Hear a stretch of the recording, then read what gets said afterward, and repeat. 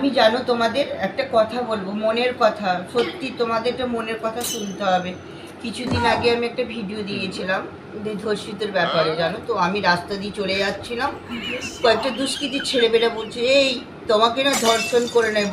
আচ্ছা বলো তো, এই ধর্ষণ করে নেব এই বলাটাও যেরকম অপরাধ, করাটা তো তার থেকে বড় অপরাধ। কিন্তু ও আমার কি করে ধর্ষণ করবে? ধর্ষণের জায়গায় তো নাই। ঠিক আছে, ধর্ষণের জায়গায় থাকবে, কবে তো ধর্ষণ করবি? আমি বললাম, তোরা তো বাউলা কাওলা রে, তোরা বাউলা কাওলা। ধর্ষণ করতে গেলে কি কি লাগে তুই জানিস? তোরা জানিসই না। আরে বুকের পাটা লাগে রে, পাটা, সেটা তোদের নাই। আসবি তো সেরকম থাকবি। আমার ধর্ষিতের জায়গায় থাকলে তো ধর্ষণ করবে।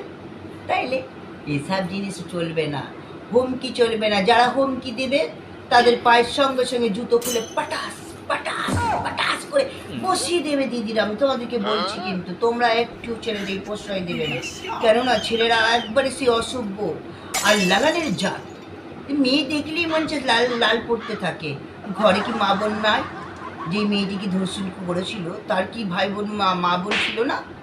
তাদের মা বোনকেও তো করতে পারতো, তা না? তা তো করলো না। অপর একটা গরিব ঘরের মেয়েকে, একটা ডাক্তারকে এইভাবে নৃশংসভাবে, এই মেয়ে ডাক্তার নয়, প্রত্যেক জায়গাতে